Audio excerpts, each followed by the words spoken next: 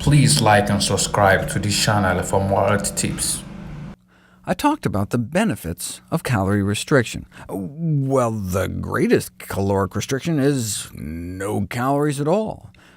Fasting has been branded the next big weight loss fad, but has a long history throughout various spiritual traditions practiced by Moses, Jesus, Mohammed, and Buddha.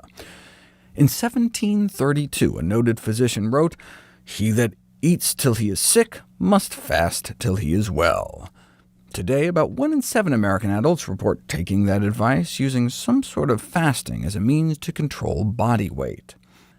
Case reports of the treatment of obesity through fasting date back more than a century in the medical literature. In 1915, 2 Harvard docs indelicately described 2 extraordinarily fat women, one of whom was a, quote, veritable pork barrel. Their success led them to conclude that, quote, moderate periods of starvation constitute a perfectly safe, harmless, and effective method for reducing the weight of those suffering from obesity, unquote. The longest recorded fast, published in 1973, made it into the Guinness Book of World Records. To reach his ideal body weight, a 27-year-old man fasted for 382 days straight, losing 276 pounds, and managed to keep nearly all of it off. He was given vitamin and mineral supplements so he wouldn't die, but no calories for more than a year. In their acknowledgments, the researchers thanked him for his cheerful cooperation and steadfast application to the task of achieving a normal physique. A U.S. Air Force study of about 20 individuals, at least 100 pounds overweight, most unable to lose weight on previous diets, were fasted for as long as 84 days. 9 dropped out of the study, but the 16 who remained were unequivocally successful at losing between 40 and 100 pounds. In the first few days, subjects were noted losing as much as 4 pounds a day, and that was mostly water weight as the body starts to adapt. But after a few weeks, they were steadily losing about a pound of mostly straight fat a day.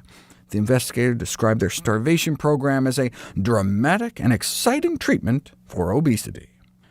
Of course, the single most successful diet for weight loss, namely no diet at all, is also the single least sustainable. What other diet can cure morbid obesity in a matter of months, but practically be guaranteed to kill you within a year if you stick with it? The reason diets don't work almost by definition is that people go on them, and then they go off of them. Permanent weight loss is only achieved through permanent lifestyle change. So what's the point of fasting if you're just going to go back to your regular diet and gain it all right back? Fasting proponents cite the psychological benefit of realigning people's perceptions and motivation. Some individuals have resigned themselves to the belief that weight loss for them is somehow impossible. They may think they're just made differently in some way, and no matter what they do, the pounds don't come off. But the rapid, unequivocal weight loss during fasting demonstrates to them that with a large enough change in eating habits, it's not just possible, but inevitable.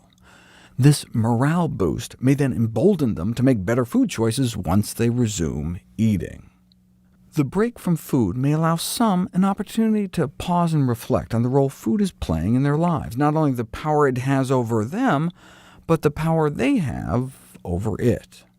In a fasting study entitled Correction and Control of Intractable Obesity, a person's personality was described as changing from one of desperation with abandonment of hope to that of an eager extrovert full of plans for a promising future.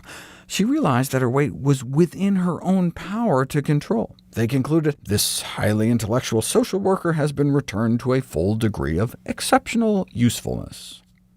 After a fast, newfound commitments to more healthful eating may be facilitated by a reduction in overall appetite reported post-fast compared to pre-fast, at least temporarily.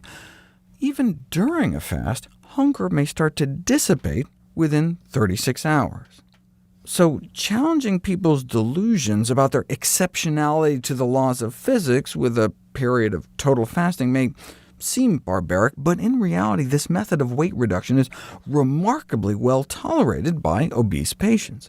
That seems to be a recurring theme in these published series of cases. In this influential paper, Treatment of Obesity by Total Fasting for up to 249 days, the researchers remarked that the most surprising aspect of the study was the ease with which the prolonged fast was tolerated. All their patients evidently spontaneously commented on their increased sense of well-being throughout the process, even in some cases frank euphoria. Though it's essential that fasting should only be prescribed under close medical supervision, they concluded that they were convinced that it is the treatment of choice, certainly in cases of gross obesity. Fasting for a day can make people irritable, moody, and distracted, but a few days in, many report feeling clear, elated, and alert, even euphoric. This may be in part due to the significant rise in endorphins that accompanies fasting.